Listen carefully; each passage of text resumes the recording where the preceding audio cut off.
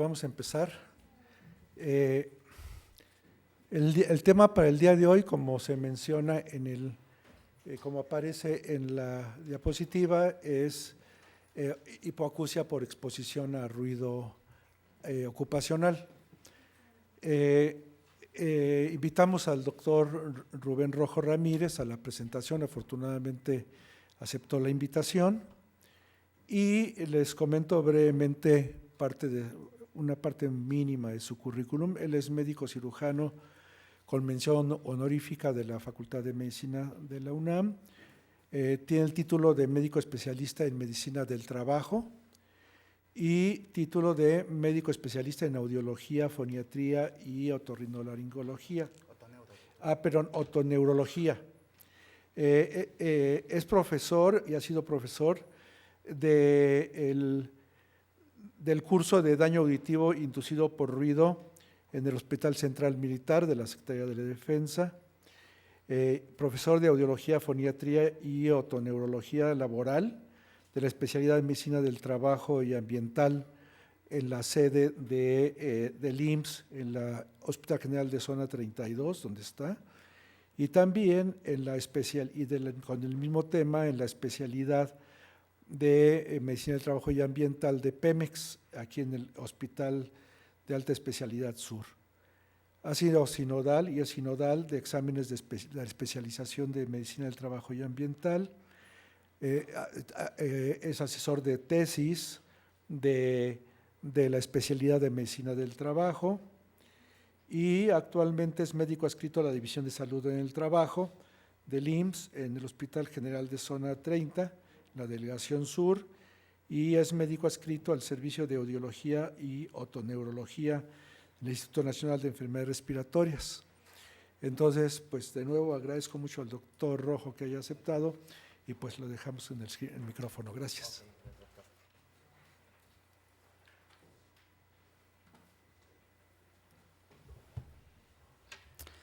Hola, ¿qué tal? Creo que ahí me escuchan también, ¿no? ¿Sí? Ok. Bueno, ahorita agarro también y en el caso de que se fatigue la voz. Antes que nada, buenas tardes. Disculpen un poco el retraso, no contaba con el estacionamiento, pero bueno.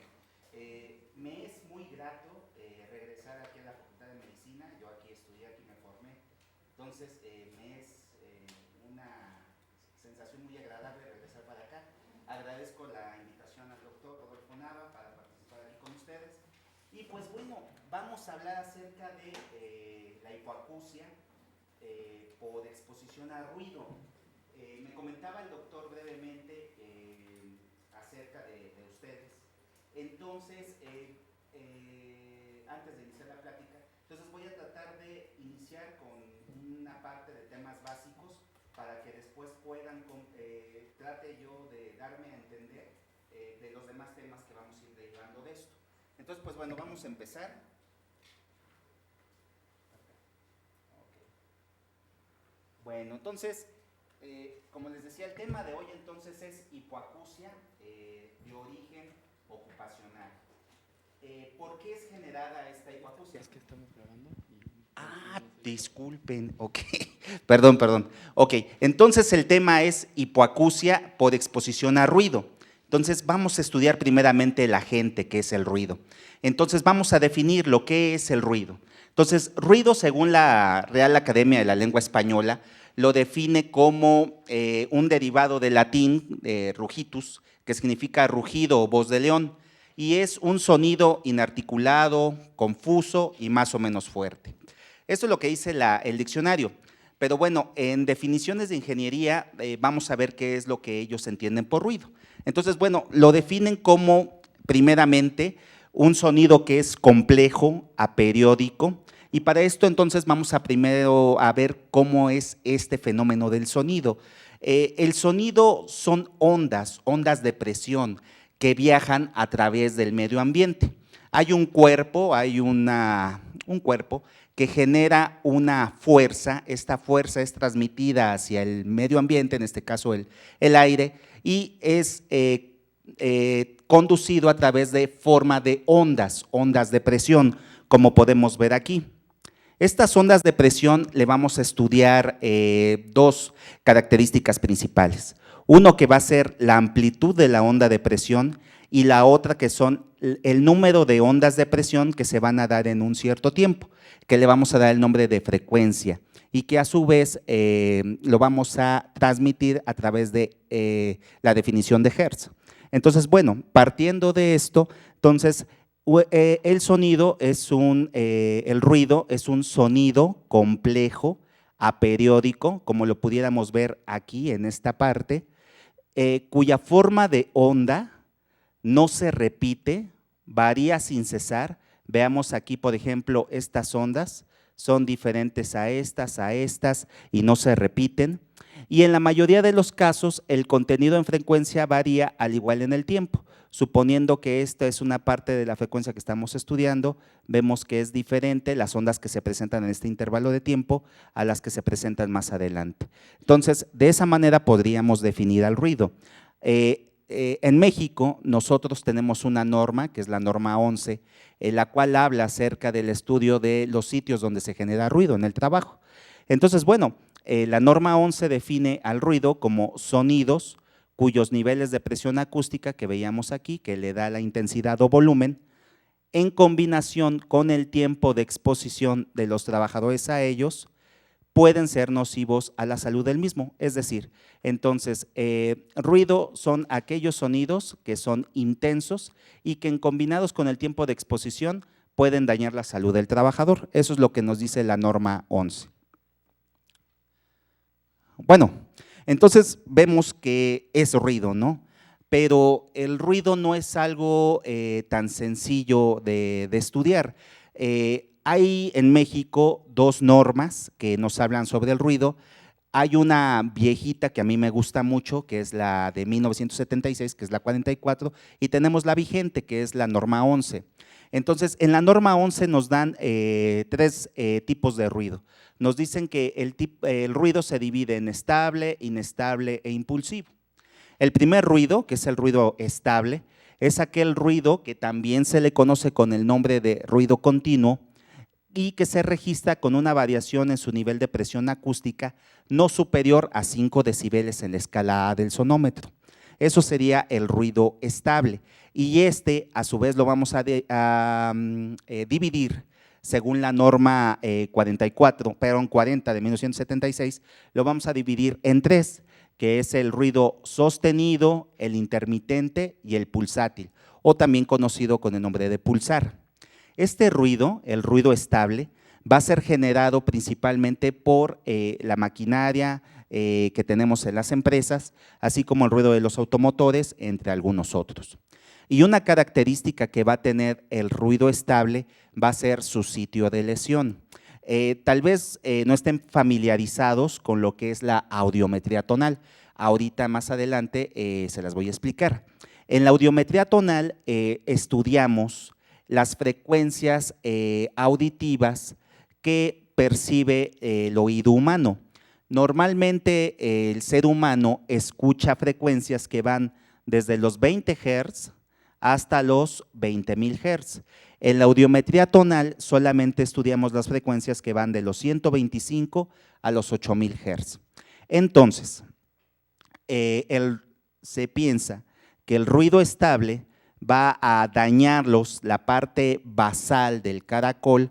En el oído tenemos una parte interna en donde van a haber dos estructuras importantes. Un caracol que se va a encargar del procesamiento de la audición, más bien de la recepción, y una parte conocida como laberinto, formado por canales, especies de mangueritas, tres, que se van a encargar junto con otras estructuras membranosas como son el utrículo y el sáculo, de percibir los movimientos que realiza nuestra cabeza y darnos una orientación visoespacial. Entonces, bueno, el ruido estable va a dañar de la parte interna del oído, va a dañar el caracol. Este caracol está conformado por 2 vueltas y media y en la vuelta basal vamos a tener lo que son la recepción de los tonos agudos. Entonces, el ruido estable va a dañar las células ciliadas que están en la vuelta basal de la cóclea y va a dañar las frecuencias que va de los 3 a los 6 kilohertz, que sería de aquí 3, 4 y 6 kilohertz, donde puede generarse una disminución de la audición. Esto es solamente una introducción, vamos a verlo más adelante un poco más detallado. Ok, aquí tenemos entonces, esta sería la parte de los canales semicirculares que yo les decía, las mangueritas, y este sería el caracol desenrollado. Entonces tenemos una parte apical y una parte basal. La parte basal se va a encargar del procesamiento de los tonos agudos, mientras que la parte apical se va a encargar del procesamiento de las frecuencias bajas. Y entonces tendríamos que, si el ruido estable está dañando la parte basal de la cóclea, estaría afectando esta zona donde más o menos están procesando los sonidos que van de los 3 a los 6 kilohertz. Entonces más adelante vamos a ver esto. Bueno, eso es en cuanto al ruido estable, pero también tenemos al ruido inestable. El ruido inestable entonces, dice la norma 11, que va a ser aquel que se registra con una variación en su intensidad superior a los 5 decibeles de la escala A. Y este ruido va a ser generado por explosiones, detonación de armas de fuego, escapes de aire o de vapor, claxones de nuestros coches y taladros neumáticos. Este ruido, a diferencia del ruido estable, su sitio de lesión va a ser más variable, entonces no vamos a tener un sitio bien definido de el cual se ha dañado por él. Tenemos, por ejemplo, bueno, antes de eso, les comentaba de la norma 40 de 76, aquí a su vez nos divide el ruido inestable en dos, que es el ruido fluctuante y el ruido impulsivo. El ruido fluctuante es aquel que se registra durante un periodo mayor o igual a un segundo, mientras que el impulsivo es aquel que se registra durante un periodo menor a un segundo, y es a este al que hace mención también la norma 11. Como les decía, este ruido inestable, su sitio de lesión va a ser variable y puede dañarnos cualquier parte del sistema auditivo, desde el pabellón, conducto, membrana timpánica, oído interno. Entonces puede ser variable sitio de lesión. Por ende, la sordera que puede causar su curva va a ser de una forma diferente, que vamos a ver más adelante. Ok. Entonces, estudiamos ya el agente de manera un poco superficial, que es el ruido, y ahora vamos a ver de qué modo podemos nosotros estudiar los efectos que genera ese ruido sobre nuestro oído. Entonces, el método para estudiarlo convencionalmente es la audiometría tonal. Les comentaba que el oído humano escucha aproximadamente de 20 a 20,000 Hz, dependiendo del autor, otros dicen que 16 o de 17 a 20,000 Hz. Pero bueno, entonces nosotros vamos a estudiar ese rango de audición a través de la audiometría. En la audiometría vamos a registrar solamente, o vamos a evaluar mediante la audiometría tonal convencional, solamente las frecuencias que van de los 125 Hz a los 8,000 Hz.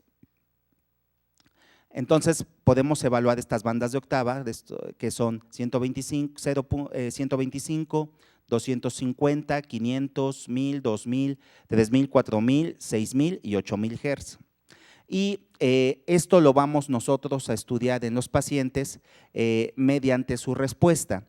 La respuesta la vamos a graficar aquí y la vamos a interpretar de esta manera. Si nosotros estamos evaluando el oído derecho, lo vamos a manifestar su vía aérea por medio de un círculo de color rojo. Si nosotros vamos a evaluar la vía aérea del oído izquierdo, lo vamos a escribir mediante un tachecito de color azul. Antes de esto, nosotros el sonido que llega habitualmente a nuestro oído va a llegar por medio de dos vías diferentes de transmisión. Uno es por la vía aérea, normalmente el sonido que llega a través de las ondas de presión, a través del medio ambiente, y que llegan y entran a nuestro canal auditivo externo. Entonces, ese sonido que llega de esa forma es el que nosotros vamos a estudiar como vía aérea, mientras que la vía ósea va a ser aquel otro sonido, esas ondas de presión que no entraron a nuestro canal auditivo, sino que chocan con nuestro cráneo. Entonces, esas ondas de presión al chocar con nuestro cráneo van a generar una vibración que va a llegar a estimular también la membrana timpánica y entonces tendríamos así otra vía de audición que sería la vía ósea. Creo que no se entendió, ¿verdad? Ok, un ejemplo, por ejemplo, y yo creo que esto es muy común a ustedes, yo lo padecí mucho en el servicio social, se me formaban tapones de cerilla y entonces mi canal auditivo externo se tapaba por el tapón de cerilla y no escuchaba, pero no escuchaba totalmente, sino de manera parcial.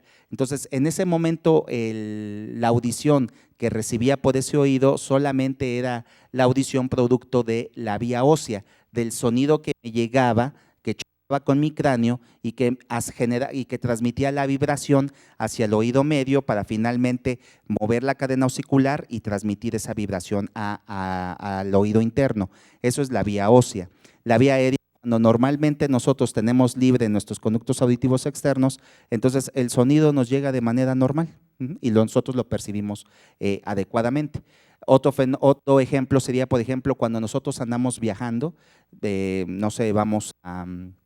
Bueno, nosotros estamos a una gran altura, entonces vamos a otro lugar, tenemos un cambio de presión y en ese momento se nos tapa el oído y necesitamos estar deglutiendo para que se destape ese oído. Entonces, la sordera que en ese momento tenemos es por falla de la trompa de Eustaquio que ventila el oído medio.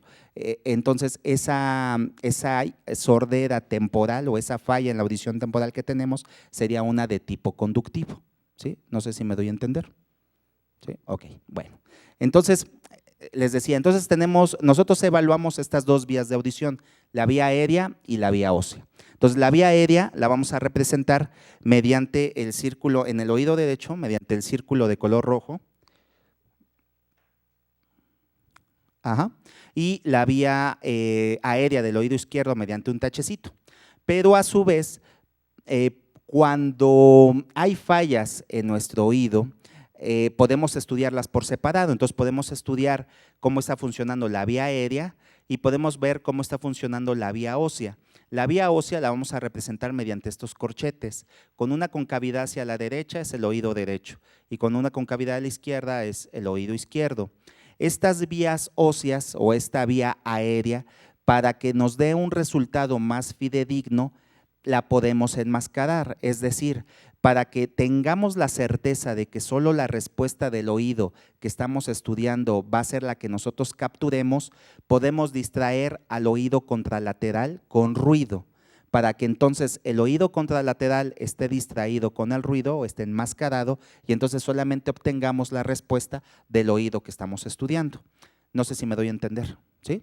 Ok, entonces, cuando hacemos eso, hacemos un enmascaramiento y lo representamos así, cuando es la vía ósea o así mediante un cuadrado de color azul, cuando es la vía aérea del oído izquierdo, o de un triángulo de color rojo, cuando es la vía aérea del oído derecho. Ustedes aquí, por ejemplo, pueden ver que evalué oído, ¿qué oído es este? Izquierdo, este es el oído derecho. Y aquí evalué tanto las vías óseas de manera enmascarada.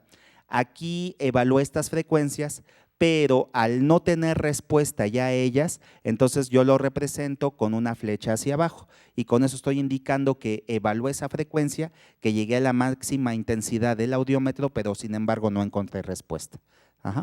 No sé si hasta aquí más o menos me di a explicar con esto. ¿Sí? Ok.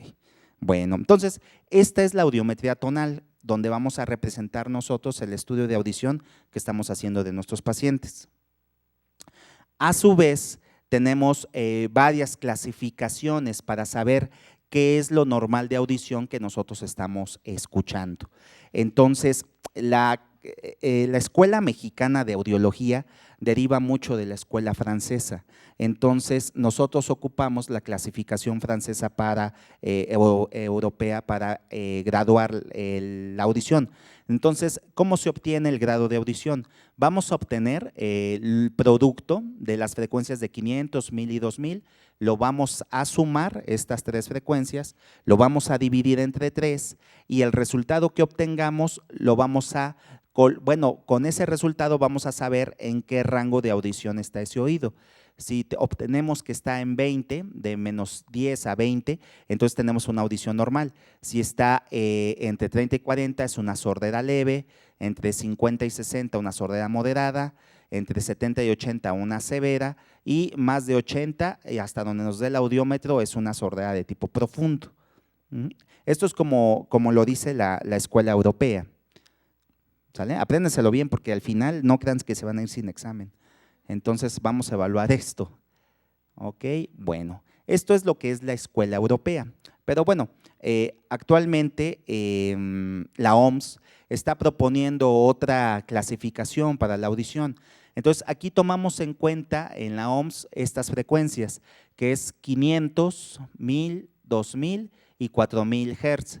O si lo digo en kilohertz sería 0.5, 1, 2 y 4 kilohertz. Entonces la OMS lo que nos dice es sumas esas 4 frecuencias, lo divides entre 4 y el promedio del mejor oído lo vas a ubicar en este rango. Si el resultado del mejor oído, el umbral, es menor de 25 decibeles, entonces es una audición normal. Pero si el umbral está entre 26 y 40, es una sordera leve. Si está entre 41 y 60, una sordera moderada. De 60 a 80, una sordera severa. Y más de 80 es una sordera profunda. La OMS en esta nueva clasificación ya nos dice que a partir del grado 2 en adelante vamos a tener una sordera que va a ser discapacitante para la persona, para el paciente. ¿Ok? Entonces, básicamente yo ahorita me voy a basar en la escala europea, no voy a tomar en cuenta la de la OMS, ¿sale? Para que no me vayan a contestar mal y me digan que fue porque tomaron en cuenta la clasificación de la OMS, ¿sale? Ok, bueno, entonces ya vimos el ruido, ya vimos cómo podemos ver los efectos del ruido sobre la audición del ser humano y entonces ahora vamos a ver por qué se ha estudiado los fenómenos de sordera por ruido. Esto no es algo reciente, ya tiene muchos años, muchos años, más de que cuando nos robaron en la mitad del territorio los vecinos del norte, que también ahorita los voy a meter aquí en la plática porque debido a ello o secundariamente a ello, a su actitud bélica, nació la audiología. La audiología nació gracias al doctor Cajart, un otorrino que derivado de los soldados que regresaban de la Primera Guerra Mundial, empezaron a reclamar la sordera que presentaban por haber tenido una actividad militar.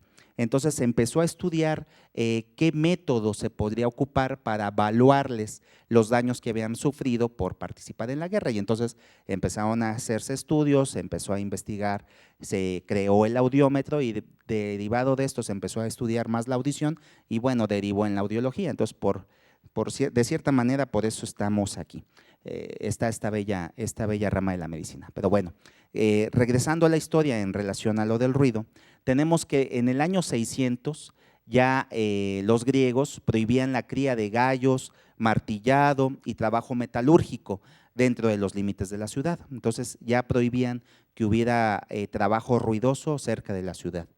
Posteriormente, Plinio el Viejo en su Historia Natural observó que la gente que vivía cerca de las cataratas del río Nilo presentaban sordera. Entonces aquí una sordera derivada del ruido del medio ambiente por las cataratas. Roma, el gobierno de Antigua Roma, restringía en la noche el tránsito de carretas para que no perturbaran el sueño de los residentes. Entonces ahí tenemos otro ejemplo de ruido, ¿no? Y finalmente el doctor Avicena, él vio que como tratamiento de los piojos, al estar usando vapores de mercurio, mataban a los piojos, pero también dejaban sordos a los pacientes. Entonces aquí tenemos 3 fenómenos que pese a ser viejos, están participando en nuestra sociedad actual, ¿no? Y esto, ¿cómo lo traduzco, no? Anteriormente se manejaba que la hipoacusia por exposición a ruido era debido solamente a la exposición a nuestro trabajo. Entonces, sordera por ruido o hipoacusia por ruido es igual a la sordera que tú te ganabas por estar trabajando, ¿no?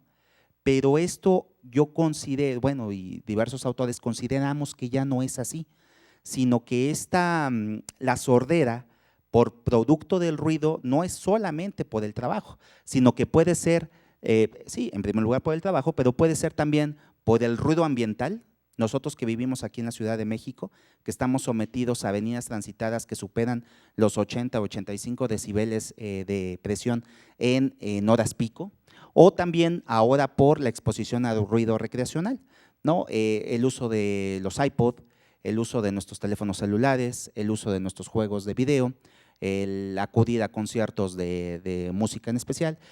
Todo esto ya hace que nuestra hipoacusia por ruido no sea privativa del trabajo, sino por otros agentes. Entonces, bueno, vamos a ver la que realmente es debida a ruido ocupacional.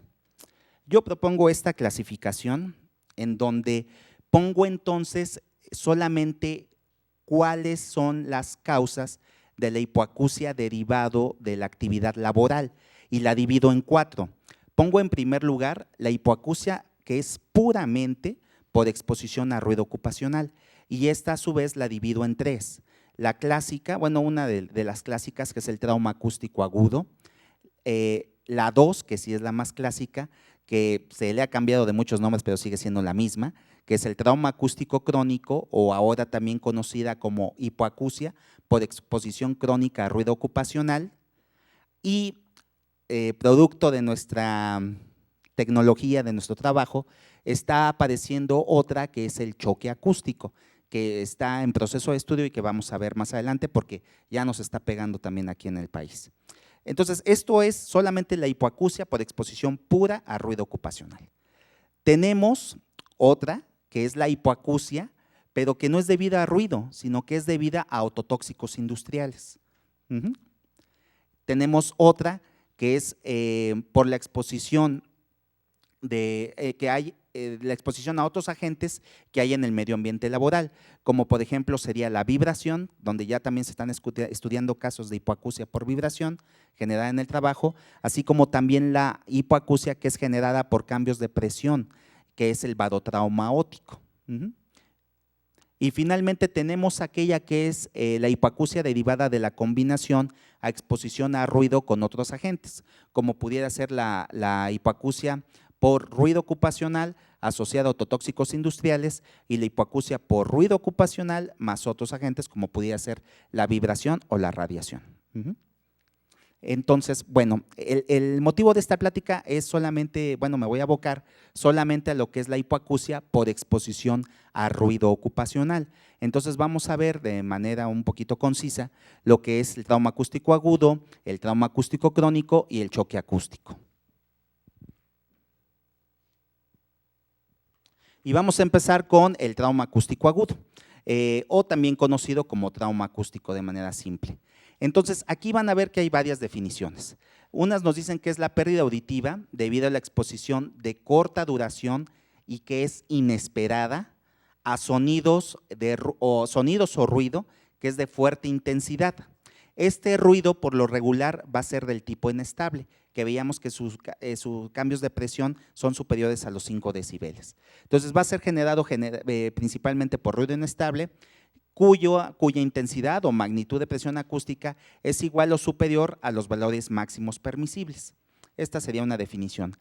A mí me gusta mucho esta derivada de la Oficina de Seguridad de Australia, en la cual nos dice que es la pérdida auditiva por exposición a niveles de ruido muy altos. Y nos dice en esta definición ruidos mayores a 140 decibeles de la escala C. Ellos no están ocupando la escala A que nosotros ocupamos. Ellos están ocupando la escala C que diversos autores definen como la mejor para estudiar la audición humana.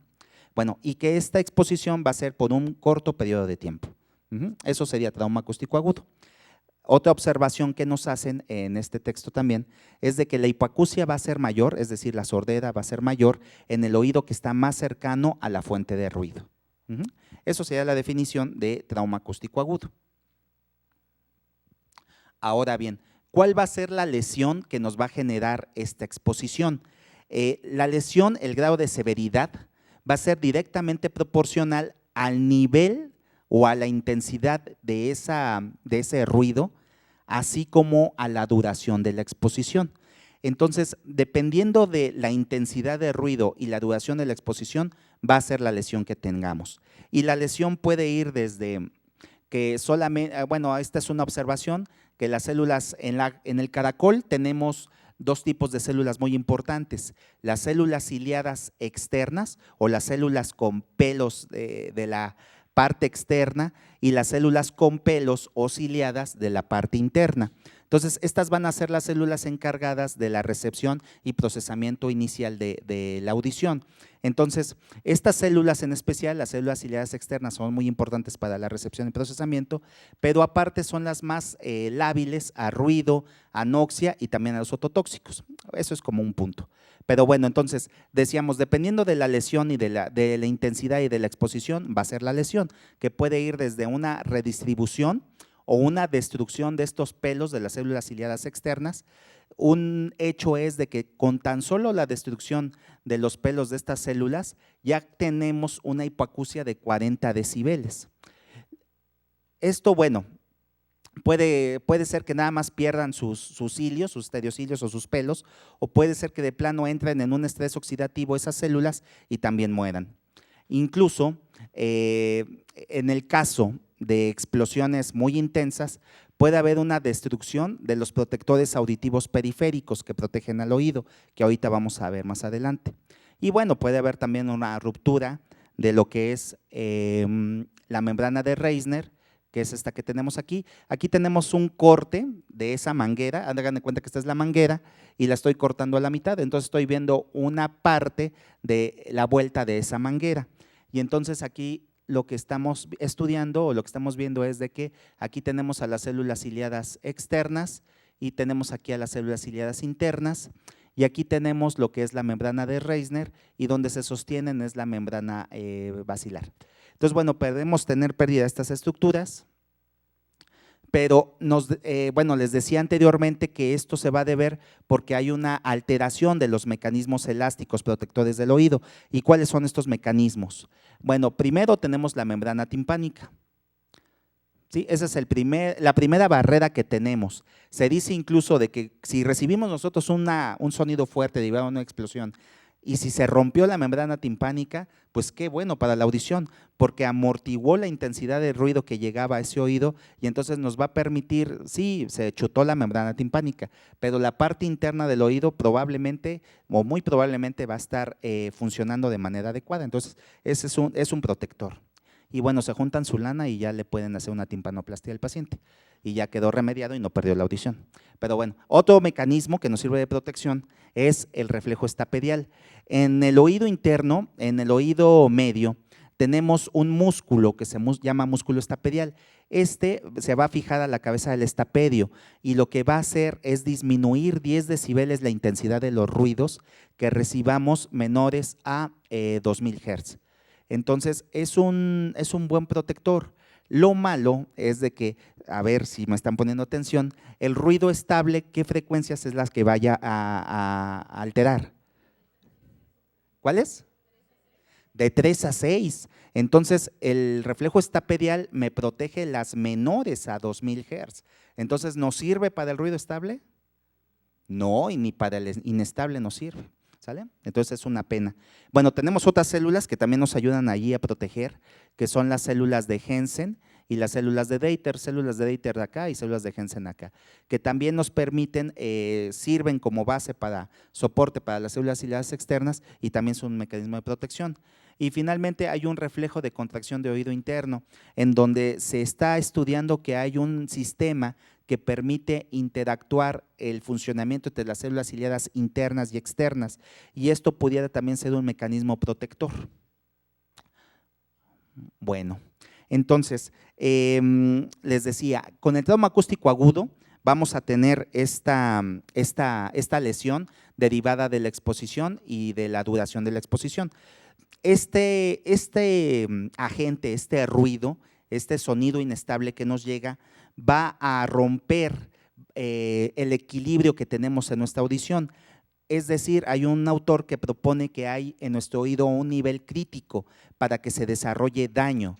Ese punto crítico está aproximadamente a los 80 decibeles y cuando entonces un ruido supera los 80 decibeles, entonces en ese momento nos va a causar alteraciones en nuestro umbral auditivo. Estas alteraciones pueden ser ya sea transitorias o pueden ser permanentes. Se dice que son, bueno, me gusta mucho esto y yo he estado investigando, entonces he buscado a partir de cuándo podemos decir que una alteración auditiva es temporal por ruido y cuándo es permanente. Entonces, en los textos que he consultado, encuentro que ellos definen que la alteración es temporal cuando dura solamente 16 a 48 horas y definen que es permanente cuando dura más de 4 semanas. Entonces, como ustedes ven, aquí hay un rango que sale volando, ¿no? De 28 días, ¿no? Entonces, les digo, falta que se pongan de acuerdo. Pero bueno, mientras es lo que tenemos y con eso es con lo que yo trabajo. Entonces, pues bueno, alteración transitoria, podría decir yo que es, yo, Rubén Rojo, que es aquella alteración auditiva que nos dura menos de un mes. Y alteración permanente es aquella que nos dura más de un mes, aparentemente, pero falta realizar más estudios. Y ahorita vamos a ver eso, guárdenlo ahorita, ¿sale? Ok, entonces, bueno, ya vimos esto, ¿no? De que cuando se chutan los mecanismos protectores. Ahora vamos a ver cuál es el cuadro clínico de un trauma acústico agudo, ¿no? Hagan de cuenta, reciben ustedes el guamazo, la explosión, yo creo que todos han tronado cohetes, ¿no? Bueno, si no, pues allá ustedes, es bonito. Yo sí troné cohetes de chico, pero bueno, ok, entonces, reciben esa descarga acústica, esa onda de presión, y entonces en ese momento vamos a tener varias alteraciones que pueden ir desde la hiperemia, que se nos ponga roja la membrana timpánica, otorragia, es decir, salida de sangre a través del conducto auditivo externo. Podemos tener ya sea la perturbación temporal o permanente del umbral auditivo, que puede ser uni o bilateral. Puede haber otalgia, algiacusia, otalgia, dolor en el oído, y algiacusia, que es decir, que los sonidos que yo esté recibiendo me generen dolor. Así como, por ejemplo, ustedes odian la voz de alguna de sus conocidos, que dicen, ay, esa voz está súper chillona, o no la soporto. Por ejemplo, la voz de Paulina Rubio, que ustedes la escuchen, entonces dicen, sí, de Paulina Rubio, bueno, hay muchas, ¿no? Pero bueno, esa es una voz insoportable que genera algiacusia, ¿no? Entonces, pues bueno, te puede haber también acúfeno. Este acúfeno, que es el zumbido de oído, va a ser de magnitud variable y que puede ser proporcional a la intensidad de la exposición que recibamos. Si es muy fuerte este sonido que recibimos, puede haber perforación de membrana timpánica, luxación auricular, lesión coclear o fístula perilinfática, es decir, daño del oído interno. Y puede haber también vértigo. Entonces, estos van a ser los síntomas principales de un trauma acústico agudo. Y recuerden, va a ser proporcional a la duración e intensidad del agente. Si fue una explosión y estaba cercano el trabajador, lo más probable es que va a tener perforación. Pero si la explosión no fue tan grande en su intensidad de volumen, entonces probablemente el trabajador no tenga perforación, sino lo que tenga solamente sea una hipoacusia temporal y el acúfeno. Ok, entonces si nosotros le estudiamos la audición a este paciente, la forma de la curva va a depender de las frecuencias que tenía ese ruido. Como yo les decía, el oído humano escucha de los 20 a los 20,000 Hz. Y en la audiometría convencional evaluamos de los 125 a los 8,000. Entonces, si ese ruido, hagan de ustedes que en el momento en que explotó, yo tenía mi sonómetro y lo estaba estudiando, entonces puedo decir, el ruido estaba compuesto principalmente por frecuencias de los 500 a los 2,000 Hz, ¿no? Entonces digo, pues entonces si el ruido que yo capté con el sonómetro estaba en ese rango de 500 a 2,000, entonces esperaría que en la audiometría tonal, ¿qué frecuencias estuvieran afectadas? De 500 a 2,000, claro, muy bien. Ok, entonces, bueno, entonces eso va a ser algo. Lo malo es que no siempre tenemos un sonómetro a la mano para estar viendo cuando explota algo. La otra es la intensidad. Dependiendo de la intensidad van a ser los daños que tengamos. Les decía también la posición de la cabeza frente a la fuente sonora. Si nos agarró la explosión de frente, pues vamos a tener los dos oídos dañados. Si nos agarró perpendicular, más uno que el otro. Y si de plano nos agarró paralelos, entonces solamente vamos a tener afectado el oído que estaba frente a la fuente sonora. El tiempo de exposición. Y otra cosa que también va a ser muy importante va a ser el estado de salud previo que tenga ese oído. Si es un oído sano, Y si es un oído joven y si es de mujer, son más resistentes a las lesiones por ruido. A comparación, por ejemplo, de un fumador. Si es un paciente que es fumador, es más probable que tengamos lesión y el estado auditivo no sea tan bueno. Ok, entonces usualmente vamos a encontrar una hipoacusia bilateral, asimétrica, de predominio en el oído más cercano a la fuente ruidosa.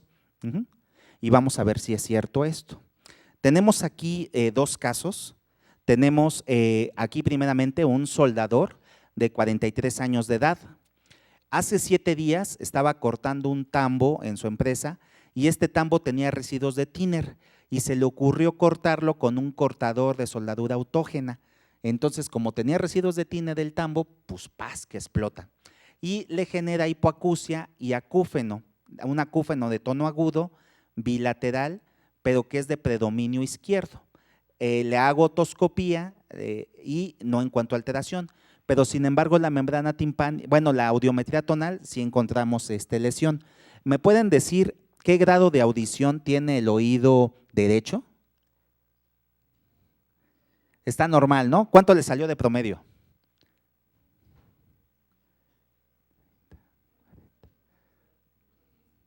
Como 15, ¿no?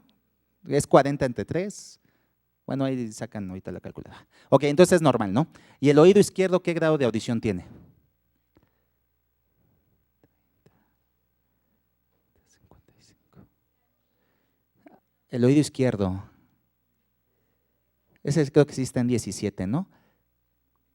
Miren, es 10 en 500, en 1000 son 20 y en 2000 son 25. Entonces son 45 más 10, son 55 entre 3, como sí, 17, ¿no? Bueno, ok. Entonces, ¿en qué rango está ese oído? ¿En qué rango de la escala de audición está? ¿De la escuela europea? Normal, claro, está normal. Acuérdense que es hasta 20 decibeles. Entonces, su audición es normal en ese oído izquierdo. Más sin embargo, encontramos alteraciones en estas frecuencias. Tenemos que 2000 cayó en 25, 3000 cayó en 35, 4000 en 40 y 6000 en 35. Entonces vemos que el tambo probablemente estaba en dirección hacia el oído izquierdo, entonces al momento de explotar se afectaron los dos. Aquí también tenemos esta caída, aunque está dentro de lo normal, vemos que el oído derecho 4000 cayó en 20, pero vemos más o menos que la curva se parece a la del otro oído, pero presenta mayor afección en el oído izquierdo. Entonces, con eso podemos derivar que la explosión estuvo más frente al oído izquierdo y que entonces tendríamos aquí un trauma acústico izquierdo, un trauma acústico agudo izquierdo. ¿Sale? Tenemos aquí otro caso. Una vendedora de mostrador de una papelería, ella tiene 40 años de edad y de repente pasa una manifestación frente a la papelería y le avientan un cuetón, esto hace 5 horas. Ella entonces en ese momento, bueno, va al servicio de urgencias, me dice que tiene hipoacusia, un zumbido agudo en ambos oídos, pero que es de predominio izquierdo. Crónico-degenerativos están negados y la exposición a ruido laboral importante también está negado. Ella trabaja en una papelería y su exploración física es normal. Y encontramos esto, ¿no? Aquí le explotó un cuetón a ella. Entonces veíamos hace rato que dependiendo del ruido, de las frecuencias que tiene ese ruido, van a ser las frecuencias auditivas que nos va a dañar. Entonces, por eso podemos pensar que este cuetón generó un ruido complejo con muchas frecuencias involucradas, tanto que nos dañó desde 125 hasta 8000 Hz en el oído izquierdo, ¿sí? Pueden ver aquí. El oído derecho, probablemente, no tenemos una audiometría previa para ver cuál es el estado de salud previo, pero bueno, el oído derecho está todavía dentro de lo normal, pero presenta aquí esta caída en 2000, esta en 3000 y esta en 4000 y esta en 8000, que pueden ser derivadas también del ruido que le llegó a ese oído contralateral. Díganme ustedes, ¿qué grado de audición tiene ese oído izquierdo? ¿Sí alcanzan a ver ustedes hasta allá atrás? ¿Sí? ¿No? Entonces los de atrás están, ¿cómo se llama? Perdonados, pero ¿de qué hilera alcanzan a ver para acá? ¿Sí? Nada más aquí en la hilera 1, ¿se alcanzan a ver, perdón? No, pues así no les voy a poder preguntar.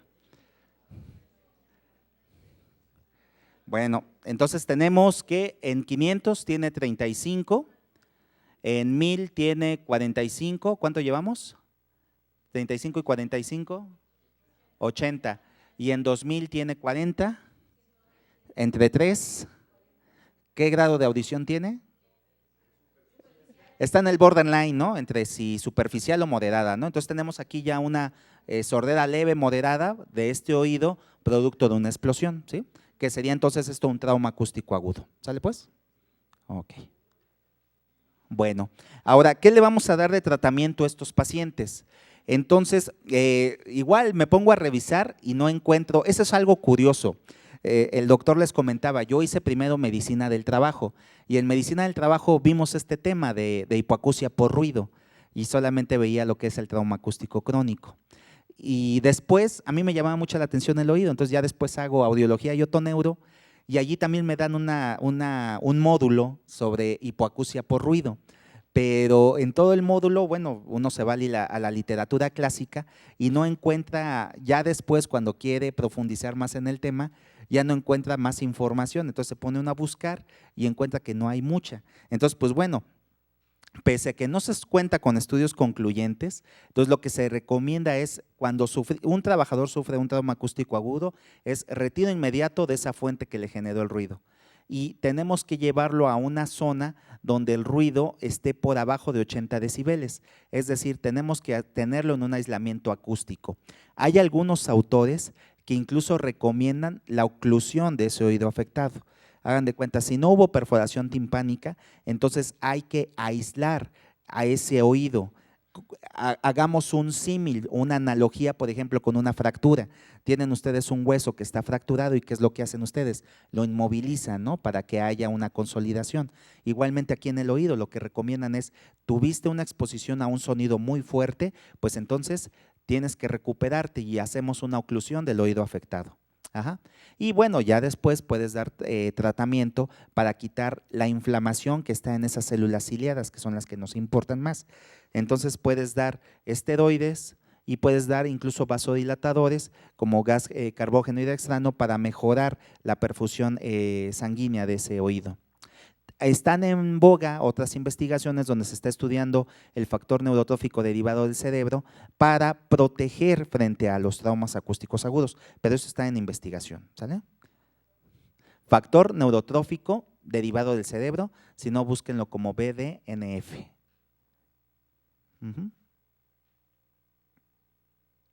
Ok, entonces esto es la primera parte, que es trauma acústico agudo. Vamos ahora con el más clásico, que es el trauma acústico crónico. El trauma acústico crónico ha recibido muchos nombres: cortipatía por ruido, sordera industrial, daño auditivo inducido por ruido, que es el DAIR, que es daño auditivo inducido por ruido, y ahora, bueno, también en paralelo junto con el DAIR, el nombre que se le está manejando es el de hipoacusia inducida por ruido ocupacional, o yo lo castellanizo como hipoacusia por exposición crónica a ruido ocupacional. Si ustedes se van a internet, pues pueden buscar artículos donde diga hearing loss inducing for noisy, que es hipoacusia inducida por ruido ocupacional. Entonces, pues bueno, es más o menos una traducción. Y pues bueno, les decía, entonces si ustedes buscan textos clásicos van a encontrar algunas definiciones que yo considero tal vez ya no son tan acordes con la actualidad. Entonces, bueno, a mí me gusta más esta definición que da la Academia Americana de Medicina Ocupacional. Ellos dicen que el trauma acústico crónico o hipoacusia por exposición crónica a ruido ocupacional, que lo abrevio como HIRO, es la pérdida auditiva de lento desarrollo que se da a través de un largo periodo de tiempo, ellos dicen algunos años, y que va a ser resultado de la exposición a ruido fuerte, continuo y o intermitente. Esto yo lo traduje tal cual de la Asociación Americana. Entonces, si ustedes recuerdan hace rato, ¿qué tipos de ruido les dije que estaban en la norma 11? Exacto, estable e inestable, qué bueno, no los he dormido.